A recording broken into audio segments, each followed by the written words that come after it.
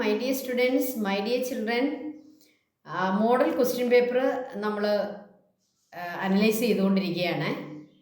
അതിൻ്റെ ബാക്കി രണ്ടാമത്തെ ഒരു വീഡിയോ ആണ് നമ്മളിപ്പോൾ ചെയ്യുന്നത്.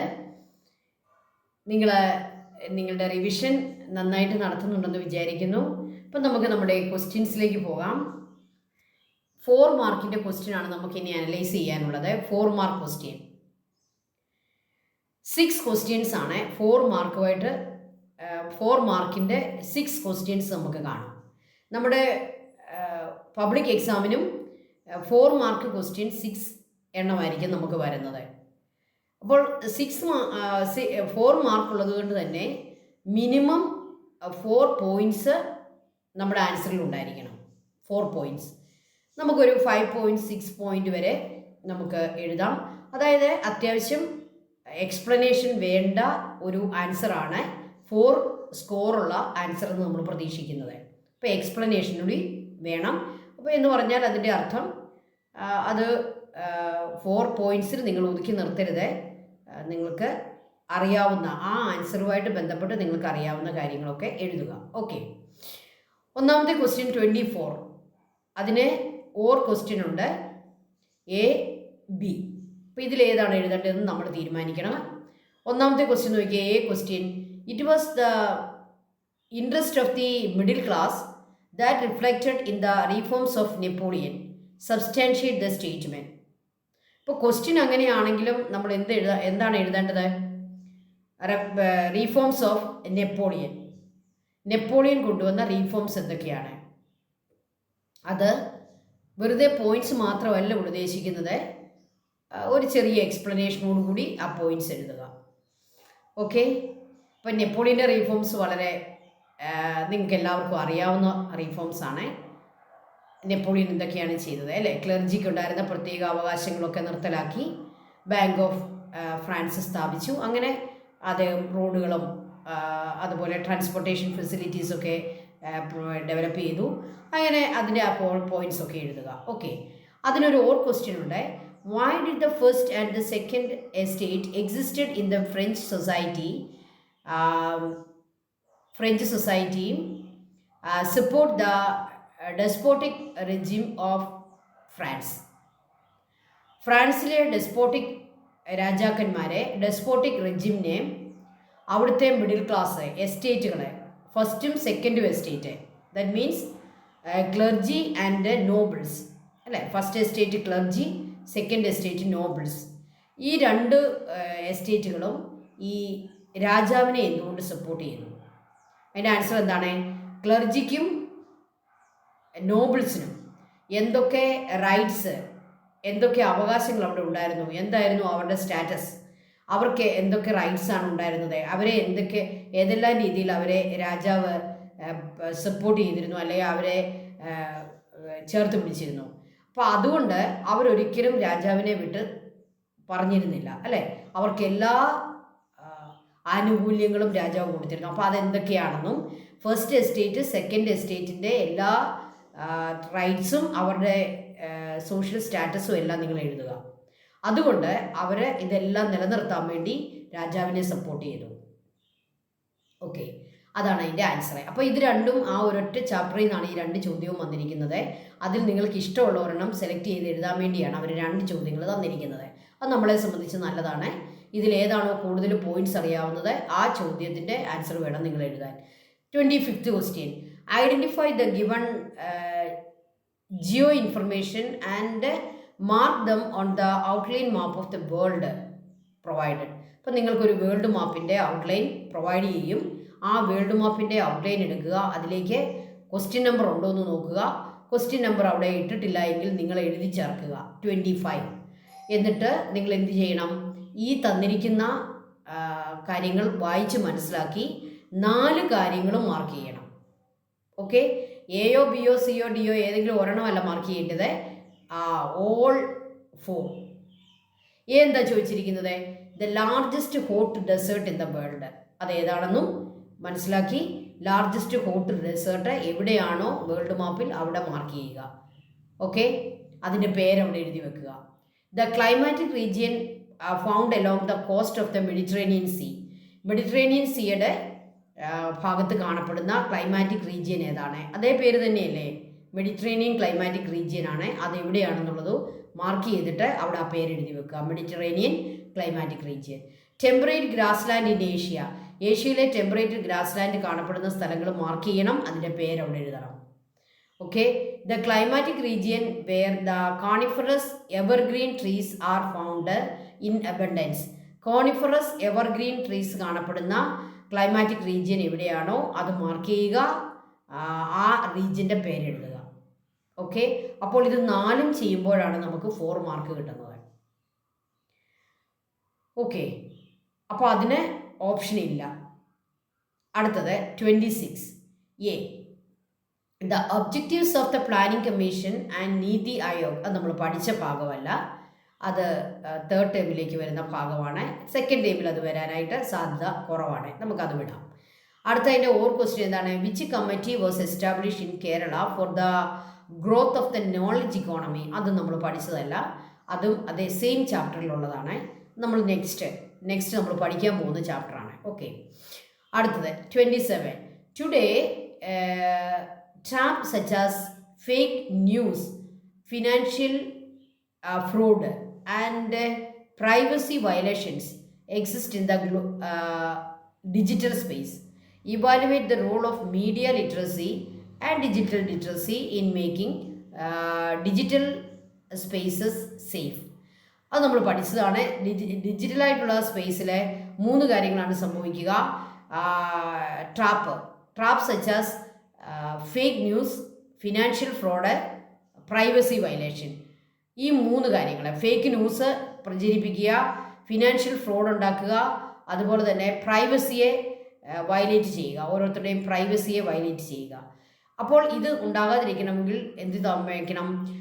നമ്മുടെ ഡിജിറ്റൽ ലിറ്ററസി കൊടുക്കണം, ഡിജിറ്റൽ ലിറ്ററസി. ഇപ്പോൾ ചോദ്യം എന്താണ്?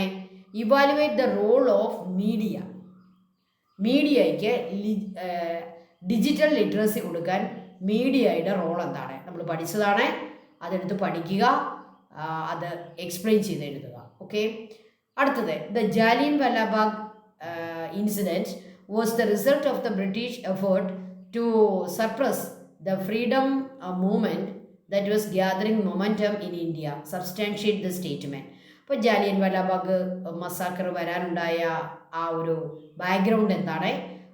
ജാലിയൻ വാലാബാഗ് മസാക്കറിൽ എന്താണ് സംഭവിച്ചത്? അതിൻ്റെ എഫക്റ്റ് എന്തായിരുന്നു? നമ്മൾ നന്നായിട്ട് പഠിച്ചതാണ്. ഇതെല്ലാം കൂടി ചേർത്തൊരു ആൻസറാണ് ഉദ്ദേശിക്കുന്നത്. അതായത് ജാലിയൻ വാലാബാഗ് മസാക്കർ മാത്രം എഴുതിയാൽ പോരാ, ജാലിയൻ വാലാബാഗ് മസാക്കർ വരാനായിട്ട് ഒരു എന്താണ് ഹിസ്റ്ററി ഉണ്ട്, അതിനൊരു ബാക്ക്ഗ്രൗണ്ട് ഉണ്ട്, അതുകൂടി ചേർത്ത് എഴുതുക. ഓക്കെ, 29 അത് ക്വസ്റ്റ്യൻ ആണ്. 29-ലെ 2 ക്വസ്റ്റ്യൻസ് ഉണ്ട്. അതിലെ ക്വസ്റ്റ്യൻ എന്താണെന്ന് നോക്കി. Which type of weathering are caused each of the following factors? Explain how ഈ താഴെ തന്നിരിക്കുന്ന കാര്യങ്ങളിൽ എങ്ങനെയാണ് വെതറിങ് ഉണ്ടാകുന്നതെന്ന് നമ്മൾ എക്സ്പ്ലെയിൻ ചെയ്ത് എഴുതുക. ടെമ്പറേച്ചർ വെതറിങ്ങിന് എങ്ങനെ കാരണമാകുന്നു? Root of the tree. Okay, ഇപ്പോൾ ടെമ്പറേച്ചർ ഏതാണ്? ഫിസിക്കൽ വെതറിങ്ങാണ്. റൂട്ട് ഓഫ് ദ ട്രീ എന്ന് പറയുന്നത് എന്താണ്? ബയോളജിക്കൽ വെതറിങ്ങാണ്. അപ്പോൾ ഇത് രണ്ടും എഴുതണം. ഫിസിക്കൽ വെതറിങ് എഴുതണം, ബയോളജിക്കൽ വെതറിങ് എഴുതണം. ഓക്കെ, അതിൻ്റെ ക്വസ്റ്റ്യൻ നോക്കിയേ. Though volcanoes are destructive, people live in volcanic region. Why? നമ്മളത് പഠിച്ചതാണ്. ആളുകളെ വോൾക്കാനോസ് വളരെ ഡിസ്ട്രക്റ്റീവ് ആണെങ്കിലും വോൾക്കാനിക് റീജിയനിൽ ആളുകൾ ജീവിക്കാൻ ഇഷ്ടപ്പെടുന്നു. അതിന് ചില റീസൺസ് ഉണ്ട്, നമ്മൾ പഠിച്ചതാണ്. ആ റീസൺസ് എല്ലാം എഴുതുക. അവിടെയൊക്കെ അഗ്രികൾച്ചറിന് ഏറ്റവും സ്യൂറ്റബിൾ ആണ്. അതുപോലെ തന്നെ ആഷ് ഉണ്ട്, അങ്ങനെ ടൂറിസം ഉണ്ട്, അങ്ങനെ ഓരോ കാര്യങ്ങളും നമ്മൾ പഠിച്ചതാണ്. അതെല്ലാം കൂടി ചേർത്ത് എക്സ്പ്ലെയിൻ ചെയ്ത് തന്നെ ആ ആൻസർ എഴുതാനായിട്ട് ശ്രദ്ധിക്കുക. അടുത്തത് 5 സ്കോറിൻ്റെ ക്വസ്റ്റ്യൻസ് ആണ്. 5 സ്കോറിന് 2 ക്വസ്റ്റ്യൻസ് ആണ് വരിക. പബ്ലിക് പരീക്ഷയ്ക്കും 5 സ്കോറിന് 2 ക്വസ്റ്റ്യൻസ് കാണും. ആ 2 ക്വസ്റ്റ്യനും നമുക്ക് ക്വസ്റ്റ്യനും കാണും, ഓപ്ഷൻ ഉണ്ടായിരിക്കും. അപ്പം നമുക്ക് അതിലേറ്റവും നമുക്ക് ബെറ്റർ ആയിട്ടുള്ളത് സെലക്ട് ചെയ്ത് എഴുതുക. നമുക്ക് ബെറ്റർ എന്ന് പറഞ്ഞാൽ എന്താണ്? നമുക്ക് കൂടുതൽ പോയിൻറ്റ്സ് എഴുതാൻ പറ്റുന്ന, കൂടുതൽ നന്നായിട്ട് ആൻസർ എഴുതാൻ പറ്റുന്ന ആ ഒരു ക്വസ്റ്റ്യൻ വേണം നമ്മൾ സെലക്ട് ചെയ്യാൻ. Question number 30 A, Renaissance is the shift from the divine-centered outlook to the human-centered outlook. Substantiate the statement by evaluating the Renaissance painting.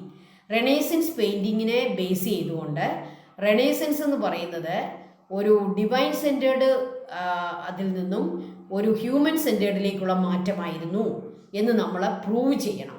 അതെങ്ങനെയാണ് പ്രൂവ് ചെയ്യാൻ പറ്റുന്നത്? റെനേസൻസ് പെയിൻറ്റിങ്ങിൻ്റെ എല്ലാ ക്വാളിറ്റീസും അതിൻ്റെ എല്ലാ പ്രത്യേകതകളും അതിൻ്റെ എല്ലാ ക്യാരക്ടറിസ്റ്റിക്സും നമ്മൾ എഴുതി കഴിയുമ്പോൾ ആദ്യകാല പെയിൻറ്റിങ്സൊക്കെ ഡിവൈൻ സെൻറ്റേർഡ് ആയിരുന്നെന്നും പിന്നീട് വന്ന പെയിൻറ്റിങ്സ് റെനേസൻസ് പീരീഡിലെ പെയിൻറ്റിങ്സ് ഹ്യൂമൻ സെൻറ്റേർഡ് ആയിരുന്നെന്നും നമുക്ക് പ്രൂവ് ചെയ്യാൻ പറ്റും. അപ്പോൾ ആദ്യകാല പെയിൻറ്റിങ്സിനെ പറ്റിയും എഴുതണം, അതായത് റെനേസൻസിന് മുമ്പുള്ള പെയിൻറ്റിങ്ങിൻ്റെ ക്യാരക്ടറിസ്റ്റിക്സും എഴുതണം, റെനേസൻസിൻ്റെ ശേഷം വന്ന പെയിൻറ്റിങ്സിൻ്റെ ക്യാരക്ടറിസ്റ്റിക്സും എഴുതണം. അപ്പോൾ നമ്മൾ എന്ത് കൃത്യമായിട്ട് എഴുതണം? ആ പെയിൻറ്റിങ്സിൻ്റെ പേരും അത് ചെയ്ത അതിൻ്റെ ആ പെയിൻറ്റർ അല്ലെങ്കിൽ ആ കലാകാരന്മാരുടെ ആർട്ടിസ്റ്റുകളുടെ പേരും എല്ലാം ചേർത്ത് വേണം ഈ ആൻസർ എഴുതാനായിട്ട്. പ്രധാനപ്പെട്ട പെയിൻറ്റിങ്സ് അത് ആരാണ് വരച്ചത് ഇതെല്ലാം അതിനകത്ത് ഇൻക്ലൂഡ് ആയിരിക്കണം. അതുപോലെ ആ പെയിൻറ്റിങ്സിൻ്റെ ക്യാരക്ടറിസ്റ്റിക്സ് എന്താണ്, അതിൻ്റെ ഫീച്ചർ എന്താണ്. ഓക്കെ, അതിൻ്റെ ഓർ ക്വസ്റ്റ്യൻ നോക്കിയേ. Analyse how the various sections of the people participated in the civil disobedience movement. നമ്മുടെ ടെക്സ്റ്റിലും നമ്മൾ പഠിച്ച് നമ്മുടെ വീഡിയോയിലും കൃത്യമായിട്ട് നമ്മൾ പറഞ്ഞിട്ടുണ്ട് സിവിൽ ഡിസൊബീഡിയൻസ് കാലഘട്ടത്തിൽ എങ്ങനെയാണ് ഓരോ ഗ്രൂപ്പ് ഓഫ് പീപ്പിളും അതിനോട് സഹകരിച്ചത്. How the various sections of the people participated in the civil disobedience movement. Okay, അപ്പോൾ അതെഴുതുക. ഇത് രണ്ടിൽ ഏതാണോ കൂടുതൽ നിങ്ങൾക്ക് എഴുതാൻ പറ്റുന്നത് അത് സെലക്ട് ചെയ്ത് എഴുതുക. ഇനി question number 31, last question. A, it is essential to expand the use of renewable energy resources to solve the energy crisis. Justify. Renewable energy resourcesന്റെ ഇമ്പോർട്ടൻസ് എന്താണ്? റിന്യൂവബിൾ എനർജി റിസോഴ്സസ് ഏതൊക്കെയാണ്? അതിൻ്റെ ഇമ്പോർട്ടൻസ് എന്താണ്? അത് ഉപയോഗിച്ചാൽ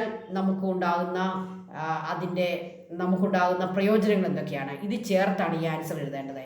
ഒരു ലോങ് ആൻസർ ആയിരിക്കണം, ഒരു എസ്സേ ആൻസറാണ്. അതുകൊണ്ട് തന്നെ റിന്യൂവബിൾ റിസോഴ്സസ് എന്ന് പറഞ്ഞാൽ എന്താണ്, അതിന് എക്സാമ്പിൾ എന്താണ്, അതിൻ്റെ ഇമ്പാക്റ്റ് എന്തൊക്കെയാണ്, അതുകൊണ്ട് നമുക്ക് എന്താണ് യൂസ്, ഇത്രയുമാണ് നമ്മുടെ ആൻസറിൽ വരേണ്ട കാര്യങ്ങൾ. ഓക്കെ, അതിൻ്റെ ഓർ ക്വസ്റ്റ്യൻ നോക്കിയേ. Examine the fact given below and answer the questions that follow. In the atmospheric layers that lies close to the earth, the temperature decreases with height. ടെമ്പറേച്ചറെ ഹൈറ്റ് കൂടുന്നതനുസരിച്ച് decrease ചെയ്ത് വരുന്നു അല്ലേ? Atmospheric layers നമ്മൾ പഠിച്ചതാണ്. ഈ atmospheric ലെയേഴ്സിൽ ഉള്ള പ്രത്യേകത എന്താണ്? Troposphere, stratosphere, mesosphere and thermosphere. ഈ ലെയേഴ്സിലെ നമ്മുടെ ഹൈറ്റ് കൂടുന്നതനുസരിച്ച് ടെമ്പറേച്ചർ ലോ ആവുന്നു, ടെമ്പറേച്ചർ ഡിക്രീസ് ചെയ്യുന്നു. അതിനെ ബേസ് ചെയ്തുകൊണ്ട് വേണം നമ്മൾ ആൻസർ എഴുതാനായിട്ട്. ക്വസ്റ്റ്യൻ അതിൻ്റെ എ എന്താണ്? Name the phenomenon. Then name the layer of the atmospheric that phenomenon happens.